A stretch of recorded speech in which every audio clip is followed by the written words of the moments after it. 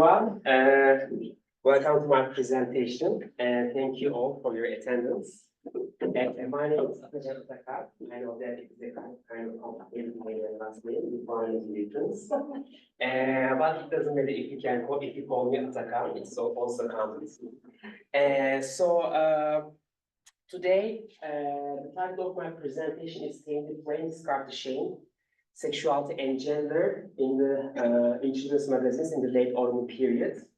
Time-wise, my presentation will span the time period from 1869 to 1918, and I hope it will be an enjoyable one for you.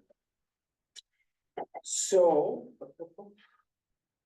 what am I going to present today?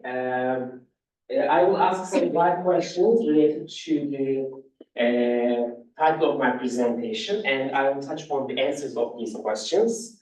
And then I will provide some insights into the main components of my research. And following this, I will discuss the treatments of sexuality and gender in children's magazines in the Ottoman Empire. And I will finalize my presentation with my findings and with some concluding remarks. But before that, I want to express my gratitude to the professors. I had the privilege of being their student and taking courses from various stages during these various stages of my academic journey.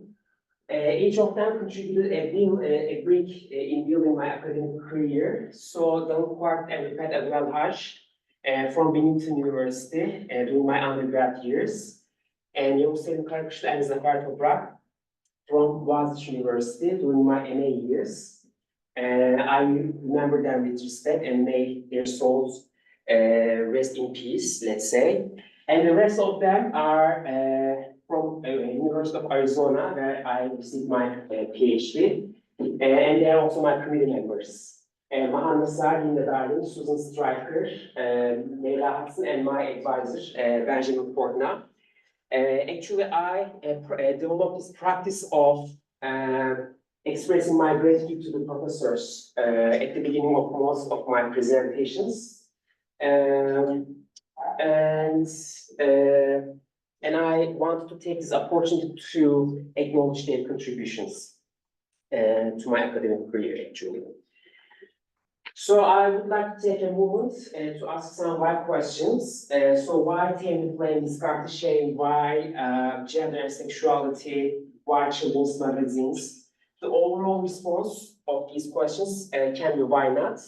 But I would like to touch on the answers of these questions. So regarding Tame the Flame, Discard the Shame, actually this title, except the gender part, is the title of my dissertation's third chapter.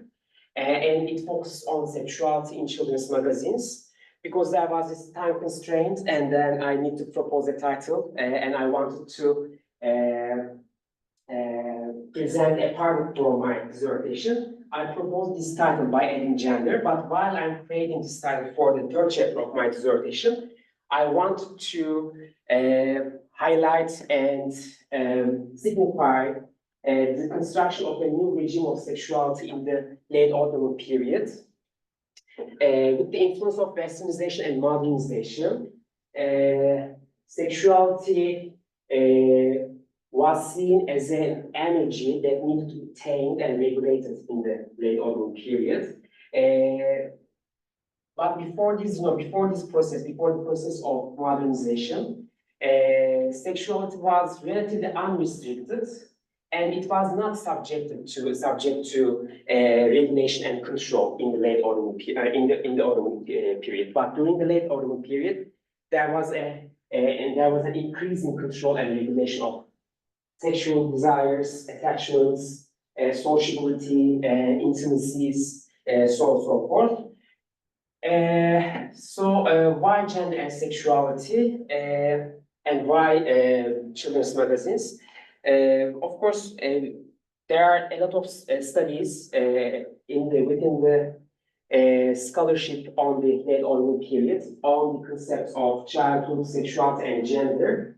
But there is a lack of studies which intersect childhood with sexuality and gender within within the existing literature, and also the existing literature is not sufficient to comprehend the importance of children's sexuality or print media, and in my case, children's sexuality, in the reformulation and reconceptualization of sexuality and gender. Similarly, we can find studies on children's magazines, on oral children's magazines, but most of them are based on the transcription of these children's magazines into modern Turkish without any argumentative and analytical concerns. Therefore, I can comfortably say that there is no study so far which use gender and sexuality as historical categories of analysis in the examination of children's magazines, and I try to fill this gap. So I can start providing some insights into the main components of my presentation and research.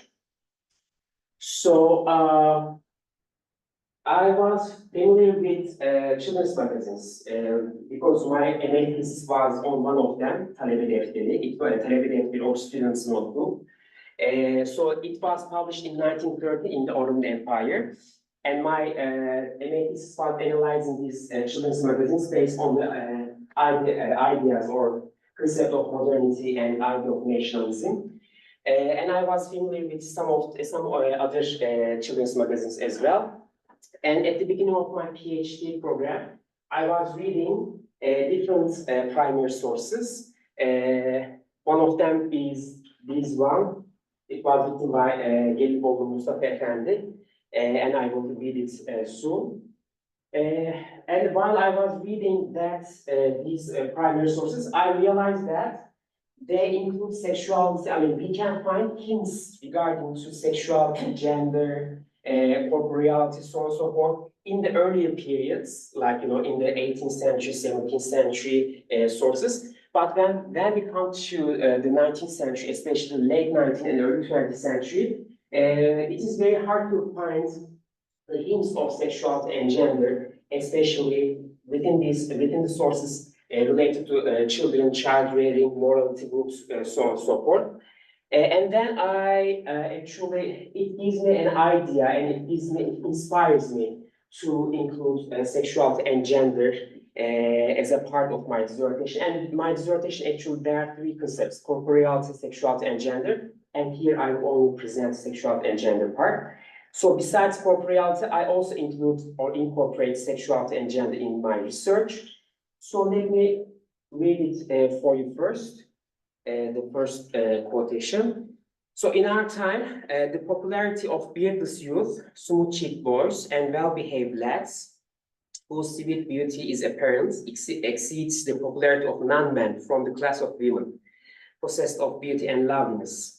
Because a mistress from the sect of female beloveds is only ready for love in a concealed manner for fear of vicious gossip, while keeping company with a young man is a door connected to the gate of sociability, a door either secretly or openly unlocked and ajar.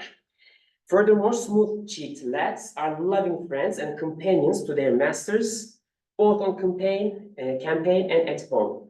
So I will also talk about these, bedfellows, like, civelek oğlanları, döşek yoldaşları. So the campaign part is related to these civelek oğlanları and döşek yoldaşları, these young boys, actually. So this one is from the tables of delicacies concerning the rules of social gatherings, written by Gelibolu Mustafa in the 16th century.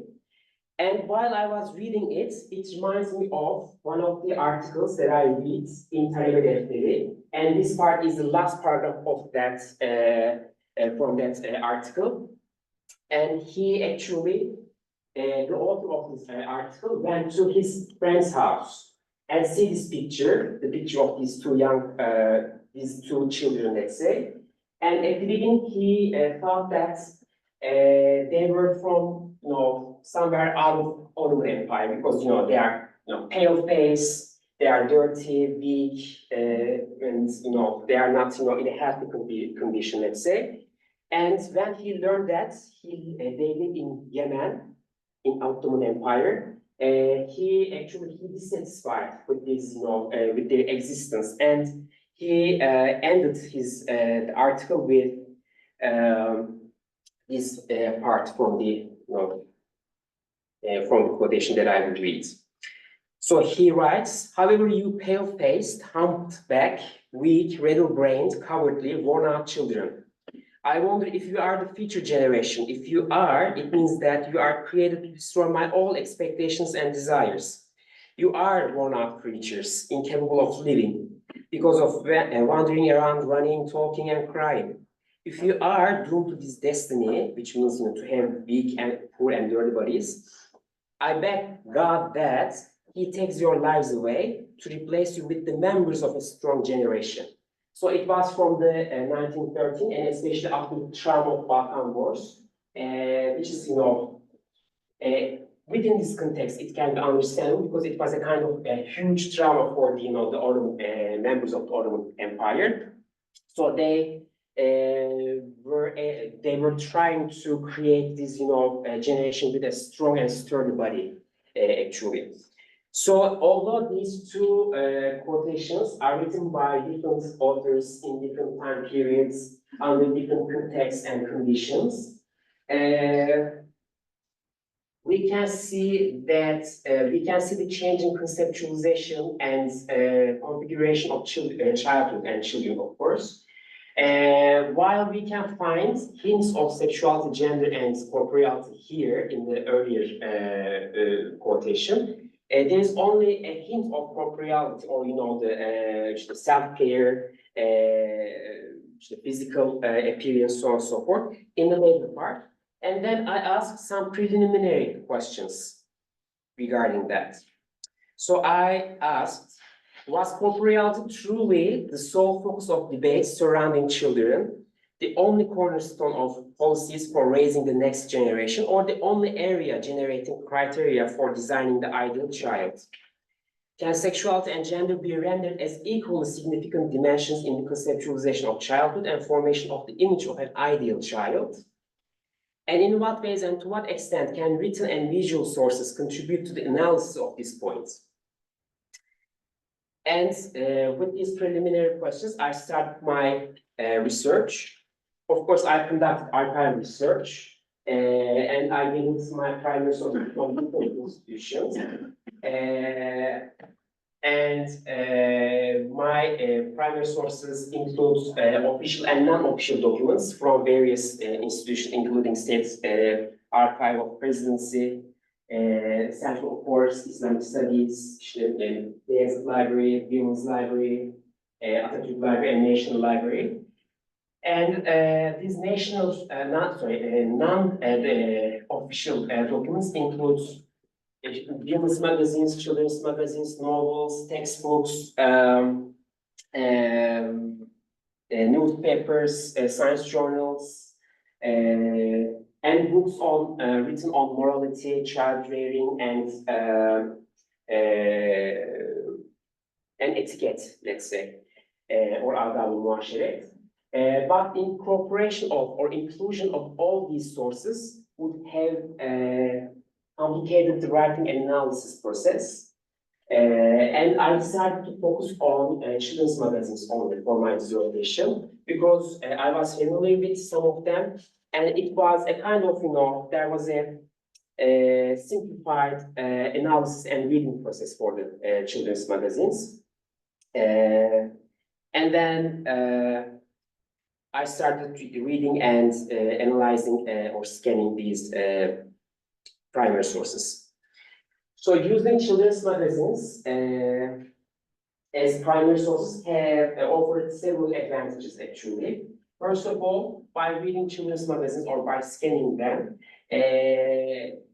we can have an insight into the expectations regarding the expectations of adults have for children. And we can, children's magazines allow tracking the changing conceptualization and changing and evolving conceptualization of childhood. And also children's magazines offer an intellectual mindset because the authors of these children's magazines are a part of the intellectual circle of their time. And these magazines are offering intellectual mindset of their times actually, and we can see if these authors are aligned with or diverge from the prevailing social, political, and cultural discourses and practices of their time by analyzing children's magazines. And in the Ottoman Empire, the first children's magazines was published in 1869, which is an anchor year for my research.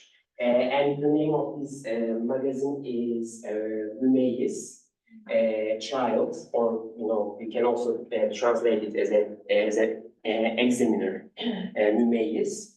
And then between 1869 and 1918, there were 45, 50 children's magazines, and I scanned 34 of them, all of the issues of these children's magazines actually, 34 children's magazines. And I actually gathered a significant amount of information regarding the corporeality, sexuality, and gender within their issues. Regarding the periodization, because I am examining the children's magazines starting from 1869 to 1918, so there is, we can say that 50 years. So I divided this 50 year into two periods, from 1869 to 1908, from 1908 to 1918, and I can show it here. Okay. And the second part has two sub-periods as well, from 1908 to 1913 and from 1913 to 1918, because there was this Balkan War, although there are a lot of similarities between these, the second periods, there are a little bit difference actually between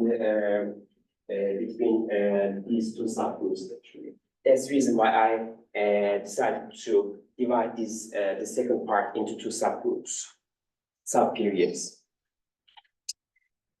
So the authors of these children's magazines are mostly educators. They are either school principals or they are teachers. But we can also find different names from different occupations, including academia, journalism, and medicine.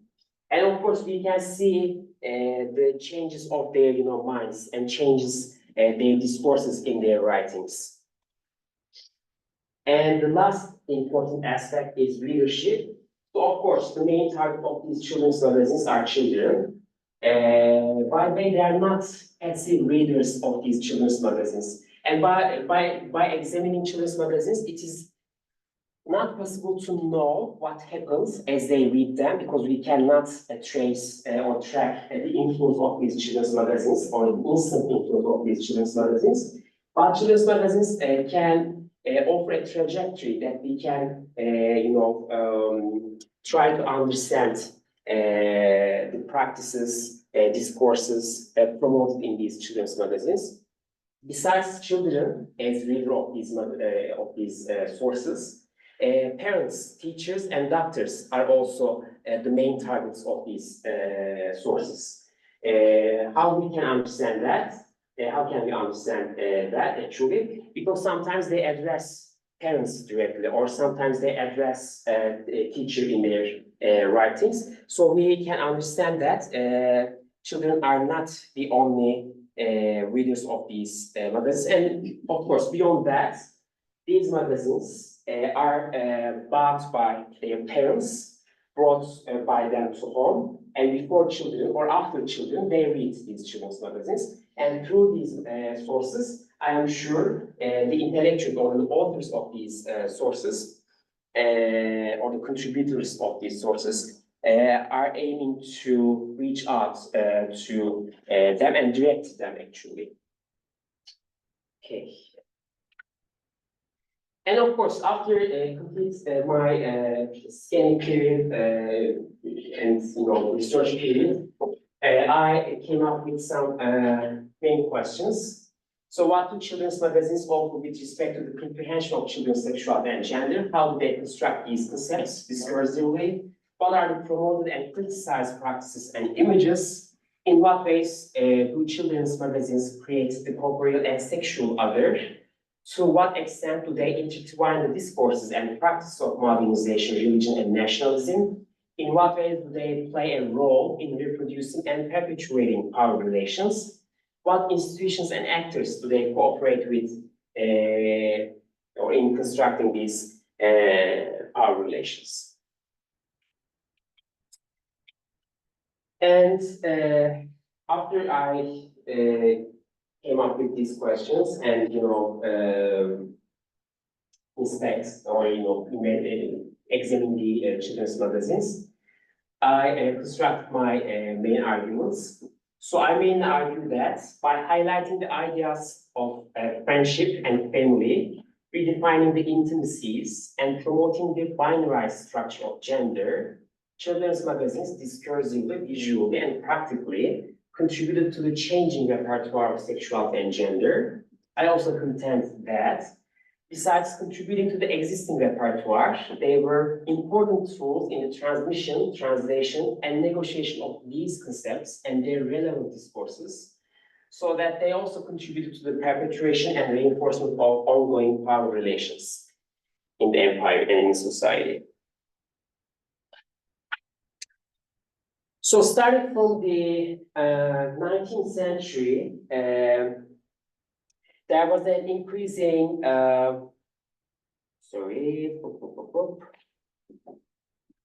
yes. There was an increasing importance of population and governing the population actually, not only in the empire, but all around the world. That this concern led to the imperial control over bodies through implementing some disciplinary and regulatory measures.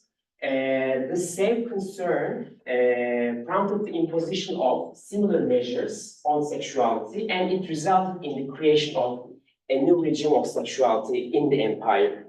So here in this part of my talk, I will discuss the construction of a new regime of sexuality and reformulation and reconfiguration of children's desires, intimacy, and sociability through children's magazines. So before before providing examples from children's magazines, it would be important to clarify my understanding of sexuality. So the definitions and these two scholarly works, or the quotations from scholarly works I provided here, are important to see that they oppose the misconception that sexuality is a natural and essential human attribute, and instead they emphasize the social and cultural aspects in its construction, in the construction of sexuality.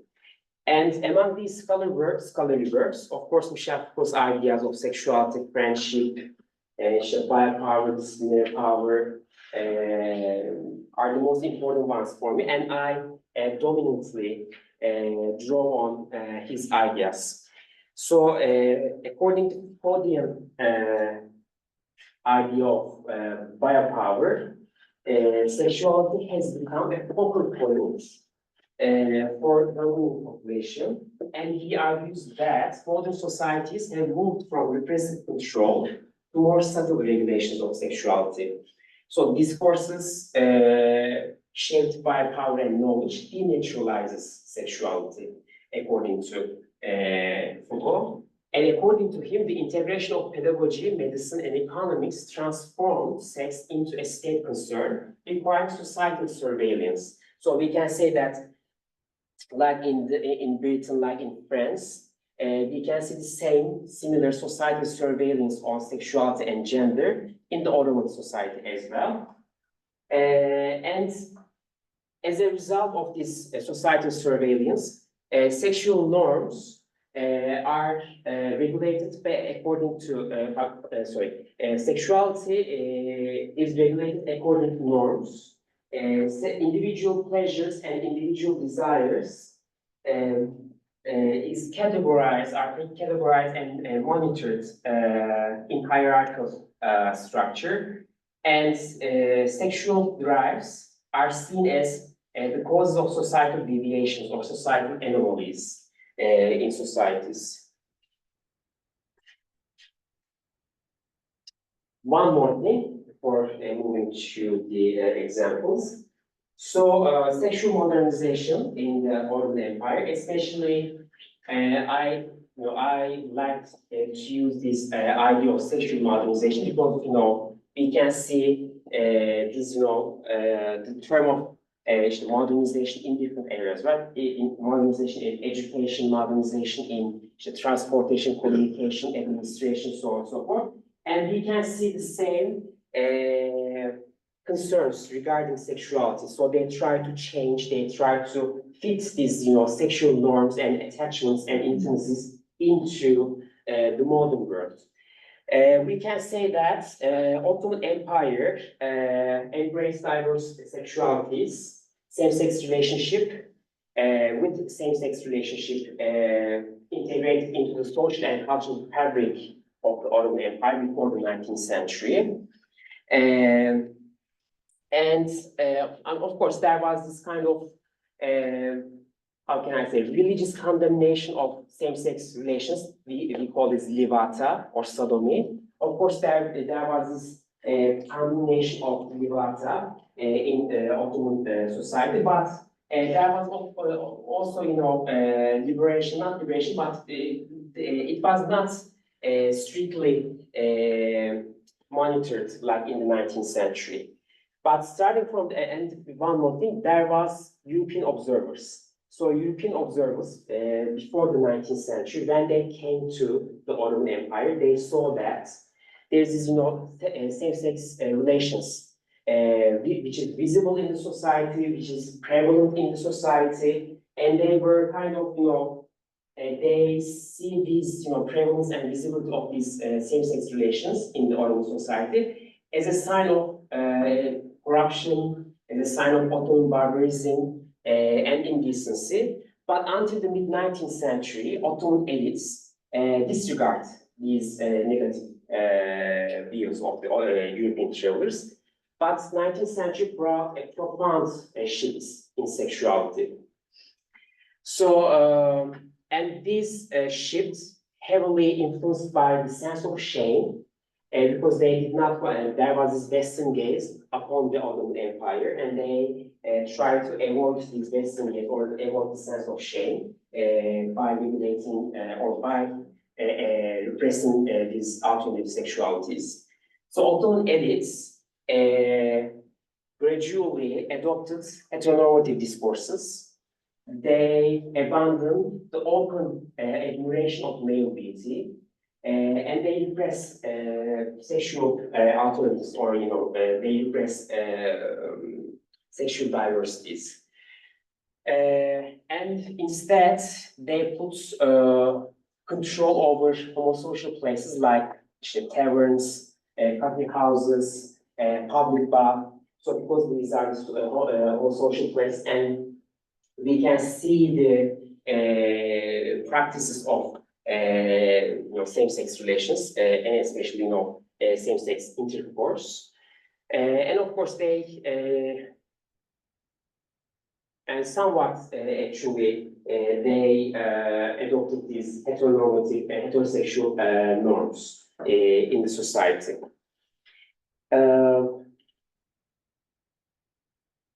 And of course there are, yes, here Torzevi. So one of the important Ottomanists is working on the sexuality of in the Ottoman Empire, and he sees this change, this transformation in the Ottoman Empire as the emergence of a silence around sexuality. So despite the considerable contribution of such scholarly discussions, I believe that the emerging discursive silence did not lead to the emergence of a lacuna. On the contrary, the discursive sphere of sexuality was reproduced and reconfigured based on the new paradigms. In other words, instead of insisting on absolute silence, it can be better to investigate the ways in which new discourses and practices of sexuality are reproduced. Therefore, I argue that the being silenced hidden hypothesis can be reconsidered through the inclusion of different sources. The examination of children's magazines through the lens of sexuality reveals that while sexual discourse may have been minimized in alignment with the empire's sexual modernization, the concept of sexuality remains significant in discussions. Children's magazines serve as tools to regulate and manage libidinal energy. They do not reference, children's magazines do not reference homoeroticism. On the other hand, they support the establishment and development of homosocial relations in a modified form by emphasizing friendship. Children's magazines manage the concept of sexuality in three ways. First, they redefine sexuality through sociability by promoting friendship as an ideal relationship. Second, intimacy is reconfigured by replacing homoerotic love with a love for the homeland, Vatan. Lastly, sexuality is framed as a means of inculcating heteronormativity through the discussions of family, marriage, and reproduction. In so doing, children's magazines facilitate the processes of heteronormalization and heterosocialization. So the development of modern childhood in the Ottoman Empire impacted the transformation of homosociality. This transformation involved a reconceptualization of sociability, which led to the reconfiguration of the idea of friendship. Sociability is defined as the tendency and accompanying skills to seek out companionship and social interactions, engage in interpersonal relations, and participate in social activities. Magazines, children's magazines serve as valuable sources for understanding the conceptualization and evolution of friendship. My analysis indicates that in both periods, so as you remember, I periodized this into two periods, and from 1869 to 1908 and from 1908 to 1918. So my analysis indicates that in both periods, children's magazines promote strong connections among peers and frame friendship as a specific type of relationship. However, there is a notable difference in how friendship is depicted across the two periods. In the first period, the emphasis on friendship stems primarily from moral concerns and highlights its role in improving personality and manners from an individualistic perspective. On the other hand, in the second period, the focus shifts to collective relationships. In this period, the relationship of friendship is enmeshed with the idea of brotherhood deeply. So in other words, this idea of friendship is represented, or friends actually, are represented as brothers of each other. The term kardeşlerim, or my brothers, and its variations become predominant term used to address children. Children are viewed as integral parts of a national family and encouraged to foster bonds of brotherhood. This idea of brotherhood is used to unite them around common goals, including seeking justice for past grievances, advancing national development, and safeguarding vital institutions from external threats. By promoting the idea of brotherhood, children's magazines not only channels children's desires, but also enforces a disciplinary approach to their intimate feelings. So let me read. Okay, so this is the English version of the example, but I have also the Turkish version, and I would like to read it to not lost in the translation actually. So it was written in X5, which means children. Actually, X5 is the name of the children's magazines. And then title of this writing is, or the article is Sohbet.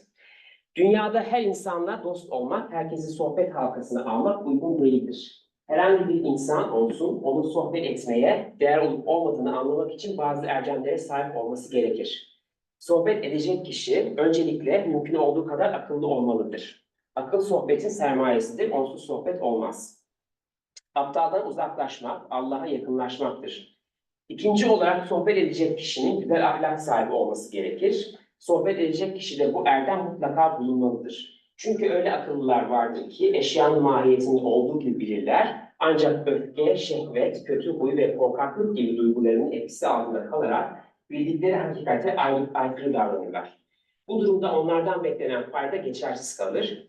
5 kişi ile sohbet etme, yalancı ile, ahmak ile, bencil ile, korkak ile, günahkar ile.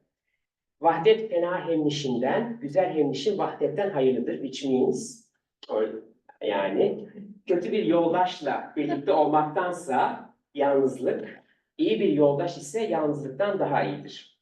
So listing the characteristics of good and bad friends is a common theme in texts on friendship found in the early period magazines. This particular text suggests that friendship can serve as a powerful tool in a religious sense.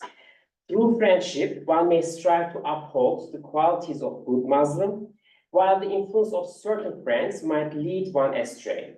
Furthermore, faith emerges as a key factor in determining whether someone is worthy of friendship. Thus, within the framework of friendship, faith can also serve to create a sense of the other. And these are the two quotes from the long articles, actually. These are the important, let's say, religious scholar and saint, and these are the advice or the suggestions of these important figures to their sons. Let me read it briefly.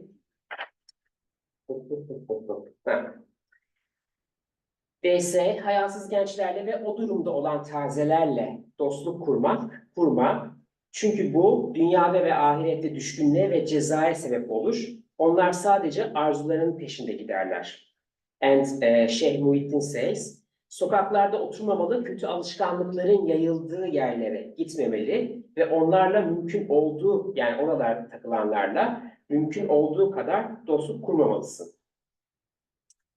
So as demonstrated in both examples, fathers play a crucial role in teaching social etiquette and managing their children's relationships, and especially their sons' relationships. These instances implicitly highlight the gender boundaries inherent in gender roles. Responsibilities related to the outside world, including social interactions, are typically assigned to fathers, while mothers are assigned as caretakers. I will discuss it in the following part. In addition to the roles of fathers, both examples address the theme of indecency, marginalizing homoerotic intimacies by referring to hayasız genç ve tazeler, shameless youth and young boys, and sui hal eshabı, those of bad character, respectively. While tender young boys as beloveds were significant figures in homoerotic relationships before the 19th century, they are portrayed as other within the framework of promoting sociability of that era of 19th century and early 20th century. So these young boys, once upon a time they were beloveds, and now they are deemed indecent and thus seen as primary cause of moral corruption. Their perceived indecency linked to sexual tendencies is viewed as a contagious disease. Given this perspective, it appears that children's magazines from this period adopt Western discourse, especially Victorian ideals of sexuality and gender, discourse alongside religio-moral narratives regarding the same-sex relations. And this is the examples from the second period between 1908 and 1918.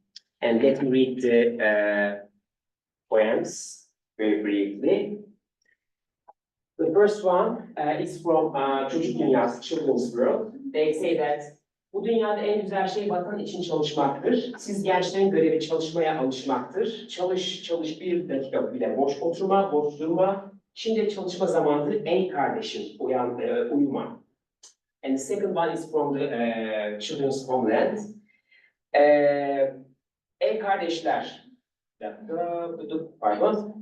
Kardeşlerim artık uyanalım, terakkimiz için çalışalım, tüccar, çiftçi, sanatkar olalım, kendi emeğimizi çıkarmaya gayret edelim. And the last one is from Children's Emotion, çocuk duygusu. It says that, ey kardeşler, hep el ele verelim, çalışalım, hep ileri gidelim. Şimdi, hep ileri gidelim şimdi. Sonra doğru yola gidelim, çalışalım, sahi ve gayret şan verir. Çalışmaktır insanlığa can verir. Adam olmak çalışmaya bağlıdır. Çalışmayan hayvan gibi dağılıdır. So Benedict Anderson notes that nations inspire love and often profoundly self-sacrificing love. Children's magazines vividly express this love in numerous forms. Self-sacrifice in these publications manifests in two ways.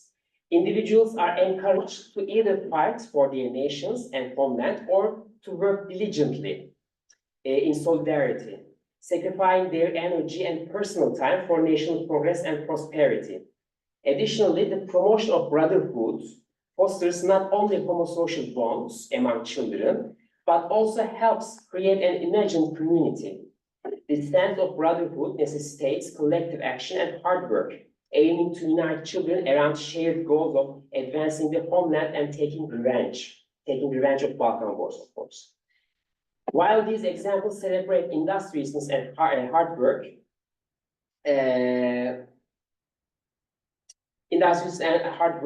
the common methods for achieving these goals differ, including participation in commerce.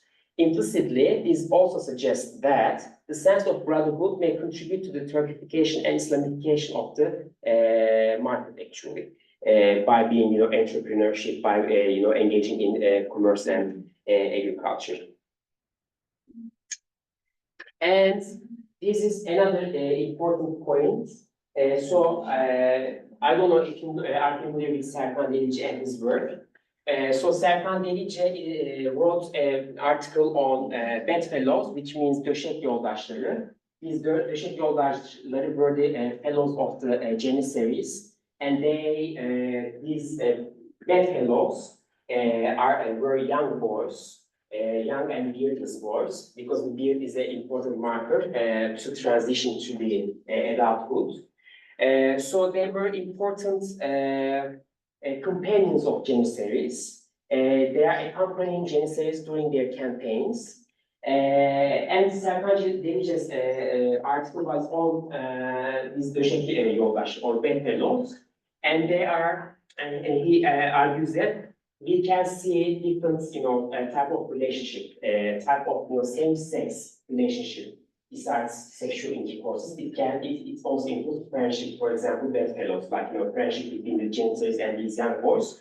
And of course, it is not only friendship between Janissary and young boys, it also includes sexual intercourse during the campaigns.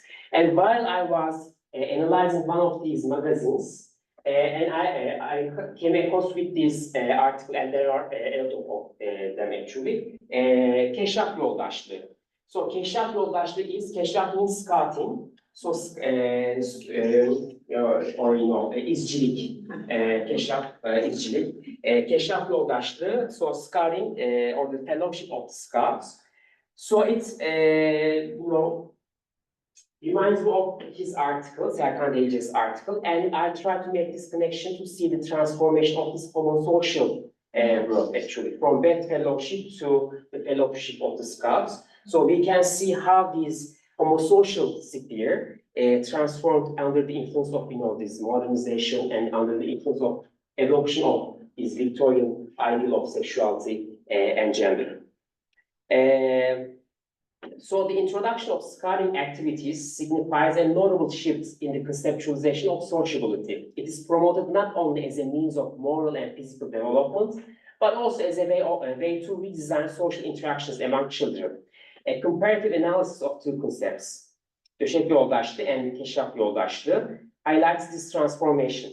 Bedfellowship describes a form of same-sex intimacy where bedfellows, typically aged 15 and older, engage in a protective network within the Ottoman society. They are under the protection of Janissaries, of course. They are Janissary maids, let's say. This form of sociability incorporated intimacy and was less accessible and more complex. In contrast, Scouting Fellowship represents a new model of companionship among children and youth, guided by specific principles aimed at fostering physical, mental, and moral development, while reinforcing norms of modern masculinity. This shift indicates a reformulation of sociability, moving away from the more intimate relationships toward collective relations among children.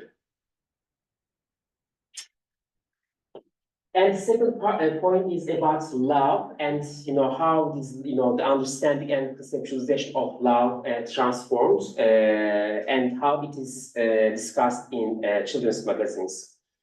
The conceptualization of love underwent significant changes alongside the evolving notion of homosexuality.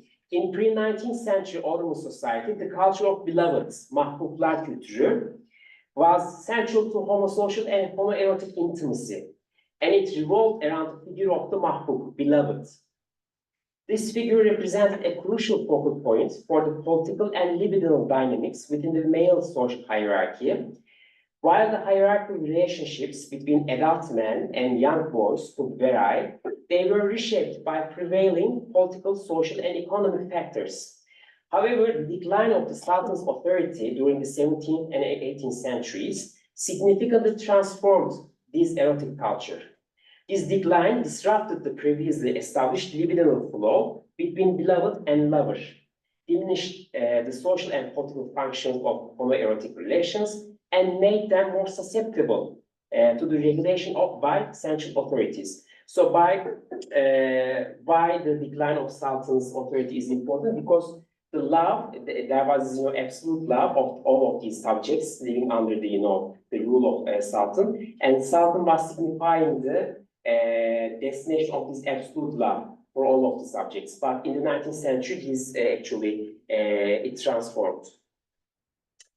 So as a consequence of this transformation, the notion of the beloved shifted from individual figures like beloveds or mahbub to collective focus on the homeland, vatan. As noted by Afsaneh Najmabadi, male homoerotic sociality was redirected toward patriotic bonds through the imagery of the beloved homeland. While love for the homeland persisted in both periods in children's magazines, the ways in which it was legitimized and articulated underwent notable transformations. In the first period, love for the homeland was portrayed as an innate emotion, either natural or divinely endowed, and was often explained through the religious motives.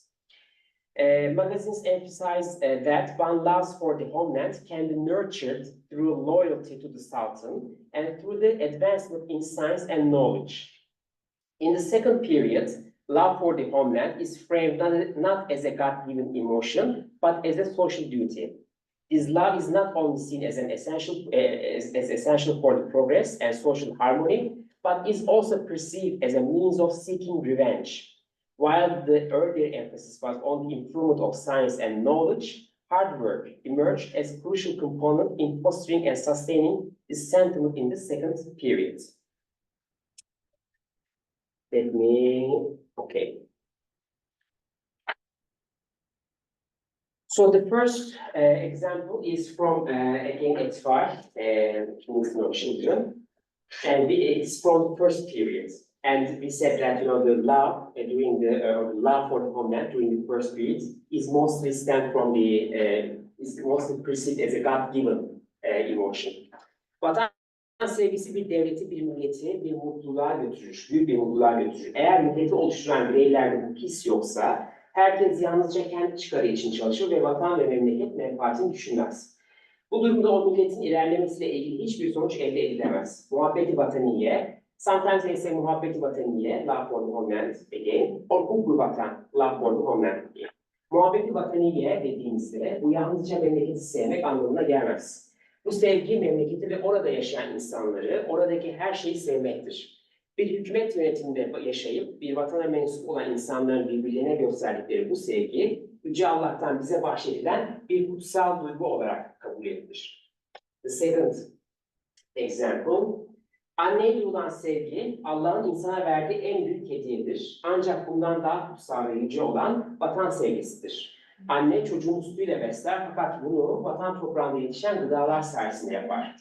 Vatan evladın cenazesini bile terk etmez, onu kucaklar. Bu nedenle vatanın güvenliğini sağlamak her bireyin görevidir. And let's see what happened in the second period.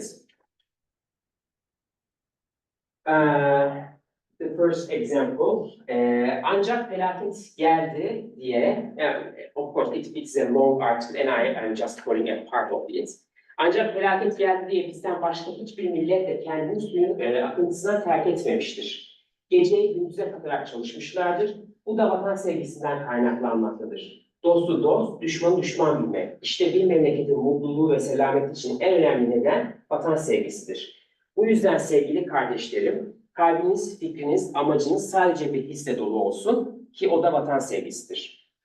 And the second example, vatan büyük bir aile demektir. Ne dini inançlar, ne siyasi fikirler, ne de kişisel menfaatler, kısacası hayatın hiçbir olayı o ailenin samimi ahengini bozmamalıdır.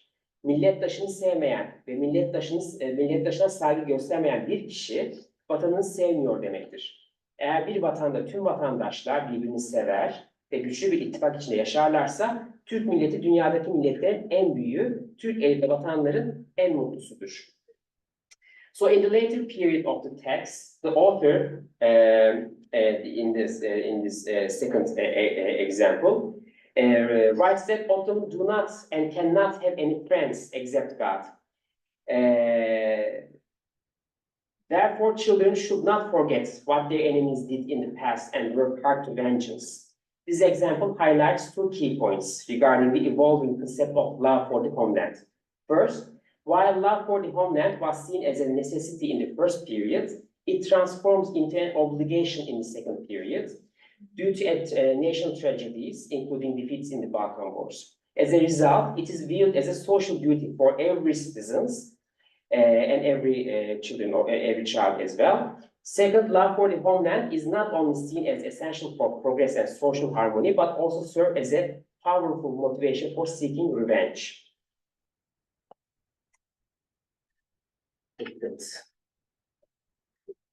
And the second part will be on the gender and its reconceptualization in children's magazines.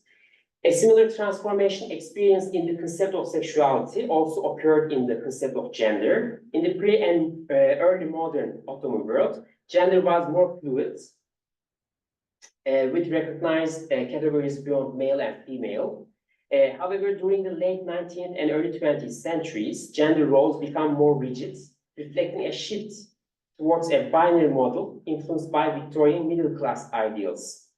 The class of unambiguous homosexuality and heterosexuality imported by European laws changed the discourse of multiple genders in the process of bureaucratic centralization of the empire. This transformation marked a move, this part is important, so this transformation marked a move from a flexible two-sex, three-genders model to a strict two-sex, two-gender model. This reconceptualization of gender diminished gender diversity, solidifies the newly drawn gender boundaries, and reinforced binary gender norms. This new regime of gender can be observed in children's magazines as well. My examination of children's magazines through the lens of gender reveals that the discussions surrounding gender complement the processes of heteronormalization and heterosocialization. They play a crucial role in revealing how gender is conceptualized, how boundaries are shaped, and how gender roles are imposed. They serve as key mediums for the production and reproduction of norms surrounding femininity and masculinity. Through these publications, we can trace the shaping of social expectations around gender in the Ottoman Empire. My analysis of gender in children's magazines primarily focus on how girls, girlhood, womanhood, femininity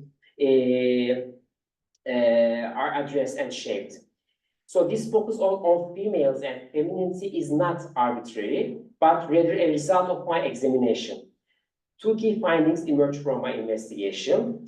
One, or the first, these magazines present strictly binary view of gender with no alternative expression of gender in any form. And B, they treat topics related to girls and women as distinct issues, while discussions specific to boyhood and masculinity are notably absent when gender is the focus. So I mean, there are a lot of, we can find a lot of issues regarding the girls' education, motherhood, self-care of the women's body, so on and so forth in children's magazines. But any topic related to boyhood, masculinity, or self-care of male body, so on and so forth, or fatherhood, they are almost absent in children's magazines actually.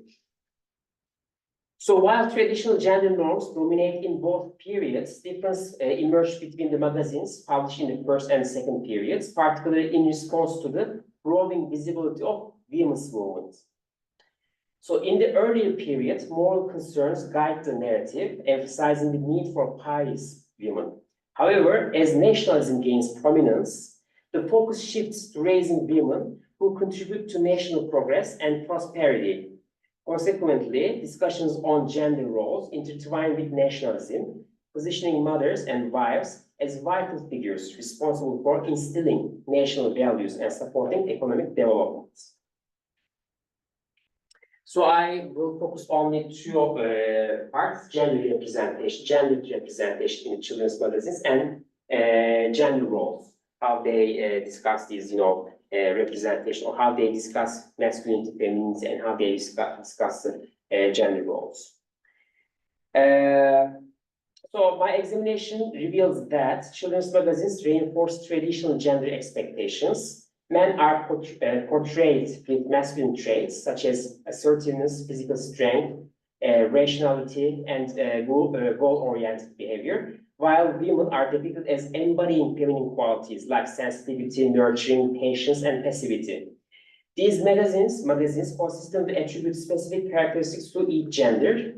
Numerous instances from various magazines in both periods illustrate that these publications employ broad and simplified representations of men and women.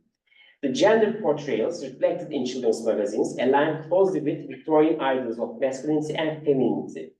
In this context, masculine qualities are associated with the public sphere of business and work, contrasting sharply with the feminine attributes tied to private domain of the home. Categorizing certain traits as feminine and masculine reinforces the idea that gendered behaviors are often linked to biological understanding of male and female bodies. Additionally, femininity and masculinity are shown to encompass not only personal traits, but also emotions and appearance. In the later periods of these publications, however, a shift occurs. Some writings in children's magazines reveal that these concepts are socially constructed and subject to change over time. So we can still see that, we can still see the stereotypical definition of, women and men in both periods. But in the second period, starting from 1908, we can see a change, especially with the increasing momentum of feminist movement in the Ottoman Empire. We can see the inclusion of we can hear the inclusion of these, feminist discourses in the articles and in the poems, especially. This shift becomes evident in the 1910s, coinciding with the increasing visibility and momentum of the feminist movement. During this decade, children's magazines were still perpetuating some stereotypical views. However, on the other hand, they emerged as significant platforms for promoting women's rights. They provide insights into the portrayal of femininity and feminism, offer information about the ongoing Ottoman women's movement, and adopt a critical stance toward the existing patriarchal system. In these texts, women are depicted as active, strong, and leading figures, and they try to deconstruct this stereotypical representation. So these are the examples from two different poems, actually. One of them is written by Aka Gündüz, and the other one is written by Ziya Gökalp. So I think maybe Some of you are familiar with Alageik poem written by Ziya Gökalp. And he writes, döndüm baktım bir Kırgız, elbiseli güzel kız, durmuş bakar yanımda, şimşek çaktı canımda. Güldü dedi ki Türk beyi, tanıdın mı geyiği? Kimse beni bu devden alamazdı ancak sen. Kaya derdin, dağa yardın, geldin beni kurtardın. So we can see that women are generally, these are the two examples, but we can, multiply these examples to different children's magazines. But generally, women are put into this condition of being saved by men. Generally, there is this trait of passivity while we are discussing, gendered representation of women. In Aka Gündüz poem, gel evladım anlatayım, sen kimsin? Sen bir Türksün, bir Türk yani Müslümansın. Dünyanın en sert direğisin, daimsin. Dostuna dost, düşmanına mükerremsin. Bir Türk demek çok yaşa. Çelik pençe, kavi kol, geniş göğüs, açık omuz, doğru yol. Demir adım, keskin bakış, cömert bol. Başkasını taklit etme, sen ol. Faziletin babasıdır Türk eri, Türk kadını gökten inmiş bir peri. So you can also see this, the gendered representation of these, Turkish boy or Turkish man and women in these poems. But we have also a kind of contradicting poem. So this poem is sent ben erkek olmak isterdim. I wish I was a boy, or I wanted to be a boy. So this poem, written that it was sent by a 10-year-old girl to the magazine, and the magazine decided to publish this poem. So I will read. It's a very long poem, combined with some prose as well. Ben inci mercan istemem, ipeklik istemem, ben öyle çok şey istemem, ben erkek olmak isterim. Evet, bir erkek olmak isterim çünkü kızlar çok uslu olmalıdır. Uslu, nazik, durgun, oyunda bile pek bağırmaya gelmez. Yaşımız büyüdükçe sesimiz küçülmeli. Bir erkek çocuk ise böyle olmaya mecbur değildir. Ah ne olurdu ben de bir erkek çocuk olsaydım. Gürültüler, patırdılar, bana sabah geç olur idi. Gürültü ettiği kadar gönül sefa bulur idi. Bizim fistanlarımız sanki neye yarar? Bir erkek çocuk olsaydım setre pantolon giyecektim. Bununla ne kadar kolay koşulur, hem bu elbiseyle elbise giyenlere itaat olunur. Kadınların erkeklere itaat etmesi bir kaidedir. Lakin doğrusunu isterseniz bizim evde kaideye pek yok, pek o kadar riayet olmaz. Her işe karışan validemdir. Yine böyleyken ah bir erkek olsaydım. Hemen eğerdi baş gören uzunca konçlu çizmeler, giyerde kamçı elde ben. Neler yapardım neler. Şimdi ne olabilirim? Bir erkek olsaydım uzun örülmüş saçlar yerine heybetli vurulmuş bıyıklarım olacaktı. Bir zabit hem de öyle küçük bir zabit değil, bir büyük zabit olacaktım. Lakin ne çare, entariyle İslam'la asker olmaz ki.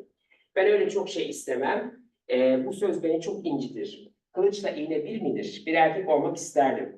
Artık erkek olmak istediğimde haklı olduğumu elbette tasdik edersiniz. Lakin bundan ne olacak? Bir kere kız doğan ömrünün sonuna kadar erkek olamıyor ki. And it goes on actually.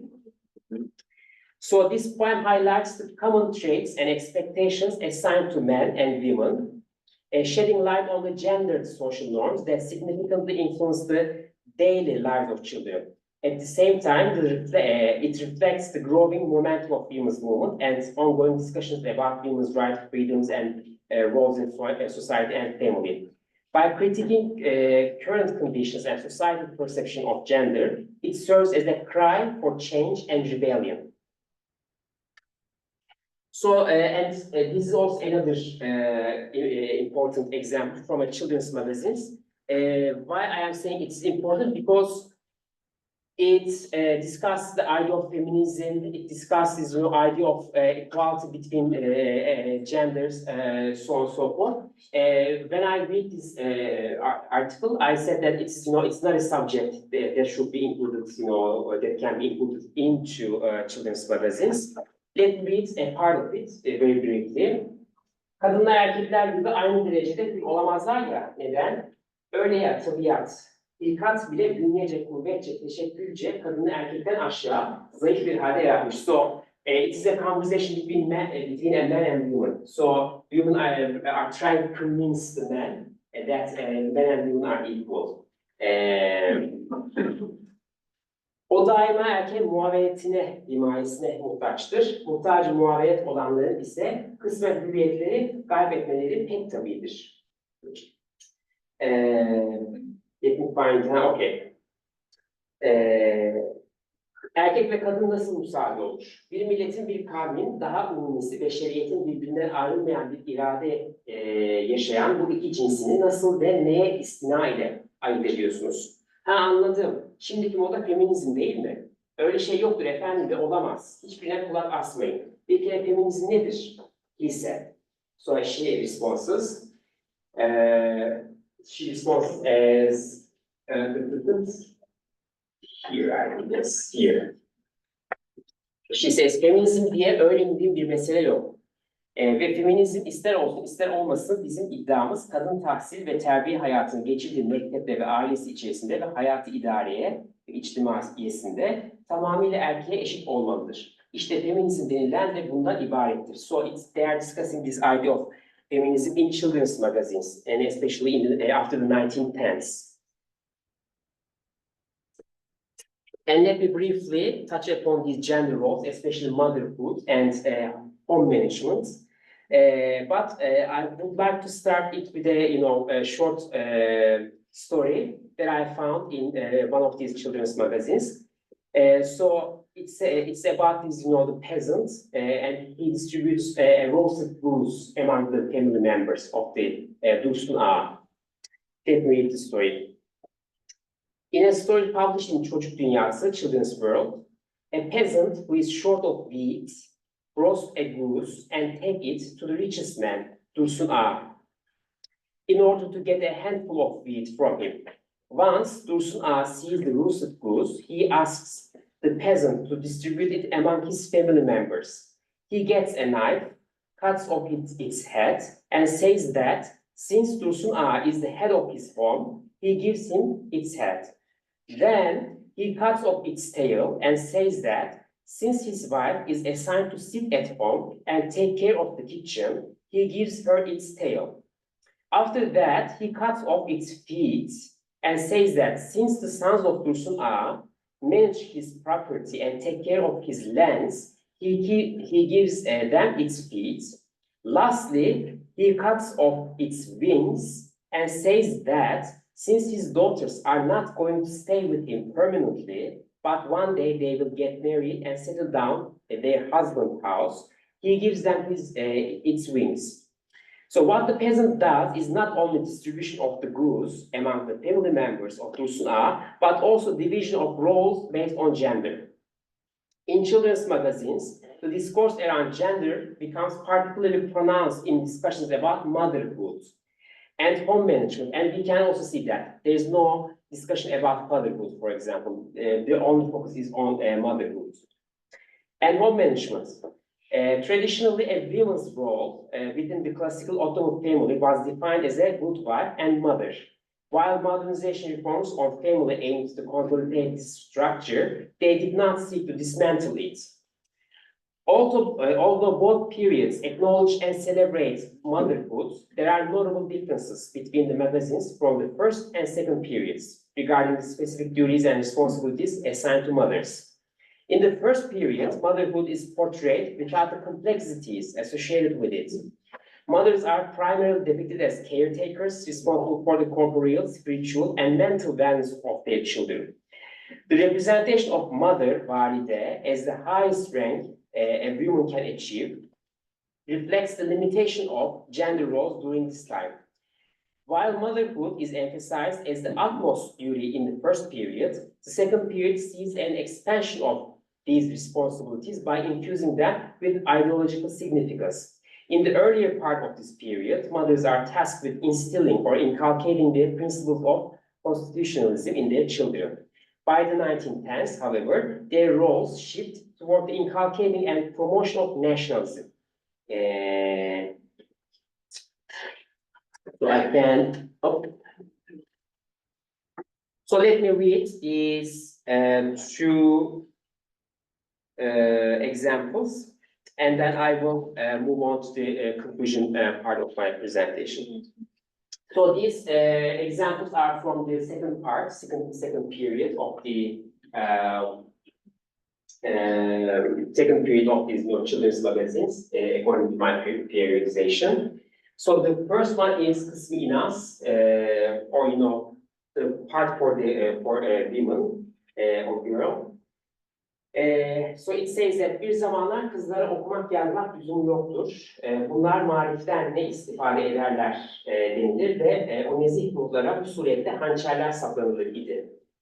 Bu hal devri istibdadın kullandığı fırlatların başlıcalarını teşkil ederdi. Çünkü o caniler ilerideki bir valide malumatlı olursa evladının fikri açık, her şeyi anlar bir tarzda büyütüp cemiyeti beşeriyeti takdim ederdi. So it is this, open opposition against the reign of Abdülhamit II in this part.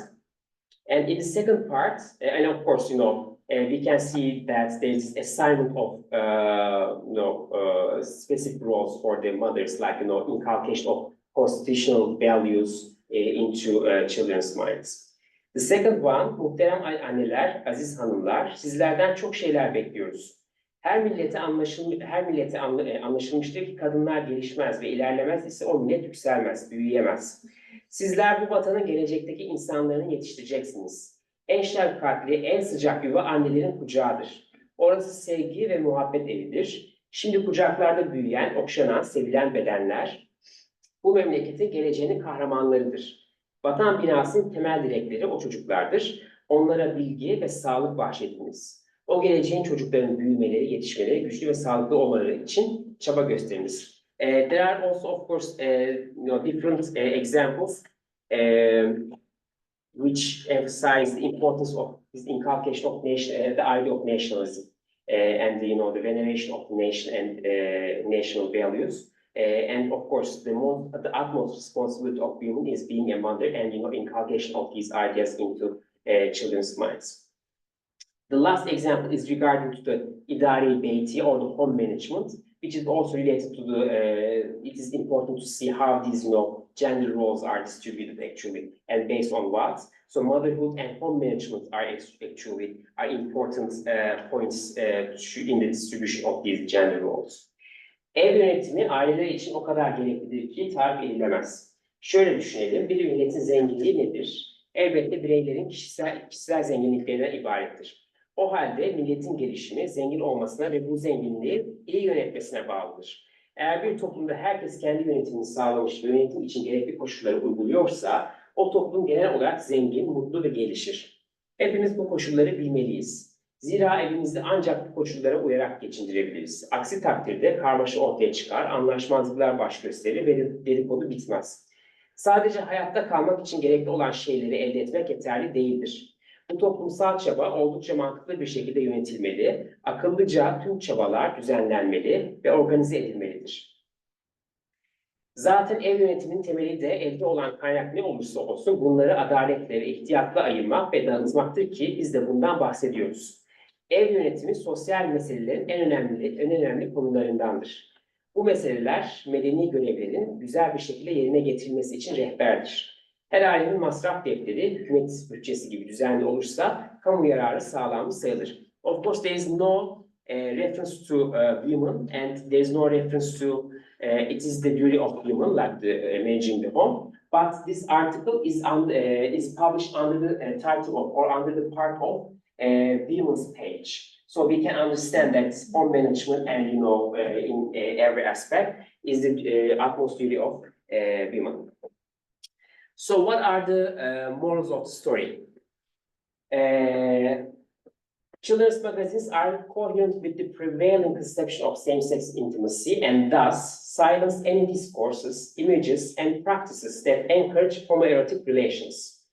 They were functioning as tools to limit and manage the flow of libidinal energy. Articles on family and its significance indicates that sexual discourse may be removed, but the concept of sexuality, of course, articles on family, friendship, love for the homeland, indicate that sexual discourse may be removed, but the concept of sexuality was deemed important through the promotion of family, marriage, reproduction, friendship, and hukuk vatan, or love for the homeland. Children's magazines also underscore the importance of regulating desires for the sake of population by promoting the idea of brotherhood. They not only regulate children's desires and intimate feelings, but also convey a message requiring their readers to discipline their sense of intimacy. Moreover, magazines promote the sense of friendship and brotherhood as simulations which are used as a measure that demarcates sexual hierarchies. Children's magazines reproduce gender norms and roles, solidify gender boundaries, and reinforce the binary structure of gender. They construct gender through speech acts and performativity. Motherhood is important in doing gender. It is not mechanical, but it is imposed by print media and expected women to perform it. In other words, motherhood is configured as an ongoing process of doing gender based on performativity. Considering a diverse reader profile of children's magazines, they not only contribute to the creation of public reasoning, but also turn public sphere into an intimate public sphere through their discussions of sexuality and gender. Approaches of children's magazines to sexuality and gender are consistent with approaches of different areas, including science, medicine, jurisprudence, and literature. They neither produce contradictory ideas, nor produce totally heterodox images, discourses, and practices. Lastly, children's magazines are remarkable sources for the socialization of children. It operates through laying responsibilities on children in each sense. I think that's it for my presentation. I want to thank you again for your patience, attention, and pleasure. And I want to extend a special thanks to Ebru and Saime, although she's not here. Their dedication and effort actually made today's gathering possible. Thank you once again, and I would be happy if you have any questions. Happy to answer. Okay, Marlos. I have a question. I mean, thinking about, for instance, today when there are children's magazines, there are not that many necessarily. How widespread were children's magazines? I mean, were there, for instance, at the same time, imagine in 1 week or weekly basis, how many were there that you could, let's say, buy? Like 5 or 15, or what should I think of? Because I don't really have an overview of that. Yeah. And it makes me consider, how rare is it that children would read these magazines, or how much access would they have to it? Would they find it everywhere? Like, So it is very, it's a common question actually. And it's a common concern while we are, making this research.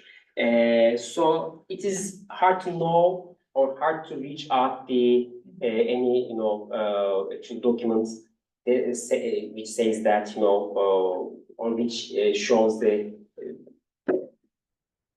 number of the copies sold actually, but we can find some information regarding subscription and number of subscription. It's not many actually, and also these magazines are mostly published in Istanbul, and it says it means that they were actually read by children who live in Istanbul. They also, of course, we can find different issues or different copies of different magazines in different cities like Erzurum, Ankara, Adana, Izmir. So we can say that there are children living in these cities who became subscribers of these magazines. But I can say that it is not possible to come up with these, concrete numbers regarding the number of reading. Yeah. vaktiniz var mı? Var 4,5 kadar var. Evet, evet. Tamam. Okey. O zaman. Atacan, çok teşekkürler.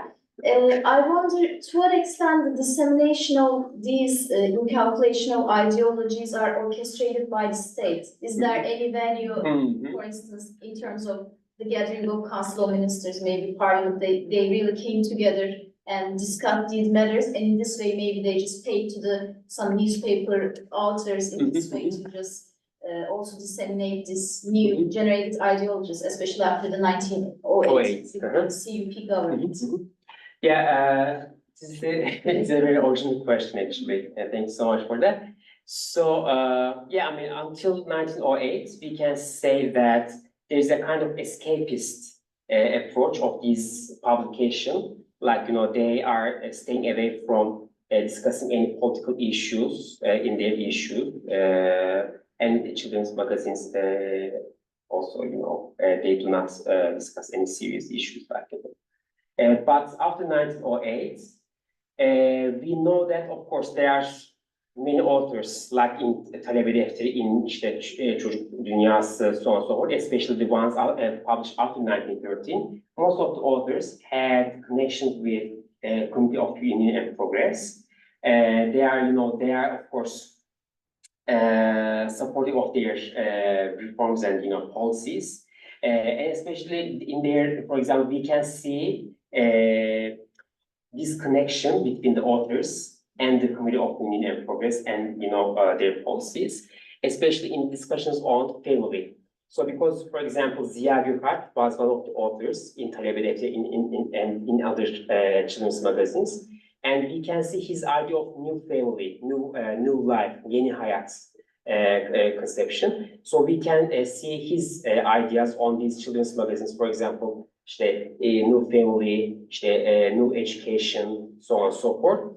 But I do not know if there is, a direct relation like between these, the decision taken in the parliament and the implementation or the publication of these decision in children's magazines. But I mean, we can say that children's magazines are reflecting the zeitgeist of their period. So I'm sure they are, of course, yeah, and there can be no disconnection. But yes, one example actually. I was going to add this example to my presentation. It is the vice versa of it. Like, they promoted some idea, and as a result, actually, the parliament or the policymakers made a decision. So, Talebe Defteri, students' notebook. So they promoted the idea of women's education in higher education, like in Darülfünun. And they promoted this idea. They wrote many articles, and as a result, they published an article. Kadın doktorlarımız olacak. And they say that as a result of our efforts, so the policymakers accepted that women or female students can get into the university and can receive education in Darülfünun. It is reverse relationship, but we can see these their interactions with each other and their influence on each other actually. Mm-hmm. As you stated in your presentation, this production of children's magazines took place in the context of heteronormativization of gender and sexuality in the Ottoman period, and you said that it's not really possible to trace the actual impacts of what children read in this journal. But I was wondering, during your archival research, if you have come across any material or correspondence, for example, between parents and doctors, talking about their children's sexuality deviating from the norm, for example. I mean, no. I mean, it's in my archival research or in children's magazines. Yeah, in children's magazines. In children's magazines, I mean, they do not reference reference anything related to homoeroticism or eroticism or heteroeroticism as well, of course, or any homosocial or heterosocial. I mean, of course, there are references to homosocial relations and heterosocial relations, but it is. I mean, I do not come across any, reference to or correspondence between doctor and parents, so on and so forth. But there, of course, I mean, we can find some discussions related to the sexuality, children's sexuality and their sexual behavior in science journals, in some of these, science journals actually. Children's magazines give ideas about the, how children's corporeality influence their behavior. So there are these, these kind of discussions, including, their behaviors based on their, gender. So on so forth, but I did not come across any correspondence between parents, doctors, or any teachers and, parents, so on and so forth. Because we were talking about Serkan Beyci's article, Uh-huh. and he basically talks about the homosocial relationships, and I was thinking maybe children might get involved in homosocial engagements with each other or relationships without knowing that they have that kind of sexual Okay, orientation. Maybe, we can see that, for example, in scouting, because, in scouting Yeah. camps, they are, together, they spend time, mostly the weekend, with each other. We don't know, of course, it's a homosocial space, but we do not know if they, in an act of, like, homoerotic, relations or not. Or I don't know if they know or that or not. Yeah. You're welcome. Me on the line. So thank you very much, and it was like a very interesting presentation, which I am not really familiar with, but I have a question about the images. Like, you already mentioned that you focused on the text and, like you analyzed those. But did you have a chance, or are you planning to focus on the images as well? Like, there were like very nice illustrations. Yeah. And because like when I think about child's magazines, children might not be able to read, but they might able to see and just recognize or look for the images, the figures. And whether they are also in line with the, I don't know, nationalistic messages or like any love or like gender messages with the text, or are they in line, is like, it would be like a good question or like a good, I don't know, complementary data. Yeah, what they're doing. absolutely. And again, I'm not like an expert in the field of literature, but I thought maybe other press, like other materials like children's book. Are you planning to, because like there might be again, complementary subjects or complementary topics with the children's literature, which is much more widespread than maybe these, let's say, children's magazines, but are you planning to do such maybe complementary work? Did you have a check to look? I don't know. Thank you for the question and the comments as well, of course, regarding the visuals, I would like to write something on it, because, it is, obvious that they are very, important tools to transmit some ideas, to convey the ideas to the readers, even if they don't know how to read, as you said. And I wanted to include actually the interpretation of visual sources into my dissertation, but it was going to be a long dissertation, like, inclusion of all these images for at the end of all of these, let's say, titles. So, but I would like to, focus on that, not only in the children's magazines, but also in the, science journals. There are these, visuals that depict children's corporeality, for example, different illnesses specific to children. And there's this kind of tendency in the 20th century, early 20th century, people took their pictures, people took a children's picture or, older people's picture, who are showing their, let's say, wounds, for example. Yeah, I do not know why, maybe you know this. I saw the pictures. Evet. Aynen. I come across with them in state archive of prisons. These are, different visual sources, of course, I can utilize definitely. Another thing is The literature. of course, Again, as I said that, I conducted this archive research not only on children's magazines, but I collected, different sources, and I decided to focus on children's magazines. So I have these, other ones. For example, I will present a paper on at Mesa conference, and it will be on the representation of these, sexuality and gender, specifically for children in novels. So I choose some novels written for adults, but written for adults, like not children's literature, but written for the adults. These novels. How children. Yeah, yes, and in these novels, children are the protagonists. Yeah, so they are the main characters. Like Give that. more Yeah, information. yeah, yeah. Very wide, I think. So because the people who wrote in these children's magazines are the same people who wrote these novels, so we can see their intellectual mindset, Yes. and they can provide maybe more information about these the ideal image of childhood, so on and so forth in the novel.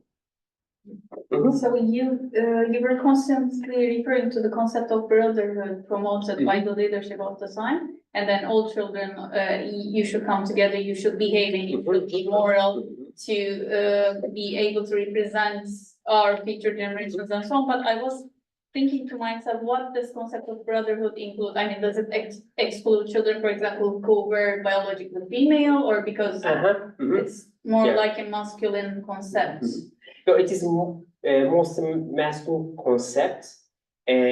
So I can say, let me tell what this brotherhood exclude, or who this brotherhood exclude. First of all, the ones who do not have strong bodies. Second, the ones who are disabled.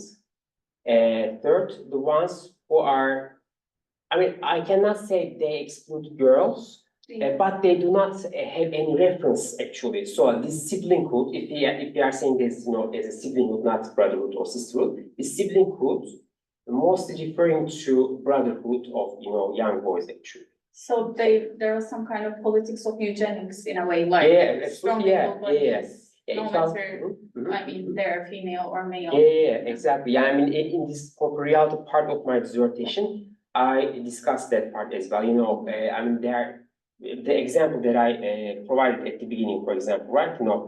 He was saying that take their life away and replace them with a strong generation. This is a clear indication of eugenics. I mean, this kind of writings are kind of widespread, especially after 1913, because of this trauma of Balkan War and the rise of this racist perspective. Related to the last. Related to the last one, we are still talking about imperial context, even though after the second constitutional period, it's more, I mean, rhetoric revolves around more Islamic, more Kurdified or so. But just around the first constitutional period, it's just the time that there's this euphoria of Ottomanism as well. So how this is represented in the journals or magazines in terms of Muslims, but versus non-Muslim children as well, in terms of nationhood or in terms of subjecthood? Yeah, I mean, we can see no difference in, I mean, I did not see any reference to, non-Muslim children actually, specifically non-Muslim children in the first period. So they are like, children of the Ottoman Empire. So there is no difference between, if they are Muslim or non-Muslim. But after 1908, again, there's no difference between Muslim children and non-Muslim children until 1913. So 1913 is the turning point. After that, for example, the poem of Akagündüz, he says that you are Turk, which means you are a Muslim. So I mean, there's this, clear indication of or clear connection of religion and nationality after 1913. But before that, I mean, they are all addressing to children, like Ottoman children, without any demarcation of the religious identity. Sorry, just a quick question. In the first part, you were referring to the homo, relation to the stuff, basically referring to boys, or were girls included in this aspect of probably not. Yeah. Just talking about boys. Because I mean, that's what the children's magazines provided to children. So I mean, I did not see. I mean, so in terms of let's say friendship, we did not see any reference. I mean, I did not see any reference to friendship among girls. But on the other hand, we did not see any reference to, for example, fatherhood but motherhood, Yes. references. So there is, a clear, distinction, between these, different sexual. I see. Yeah. Or girls are not regarded as. Yeah, in this, homosocial relations. They don't girls are have not equal. I see. Yeah. Thanks. Thank you for the question. Thank you so much again.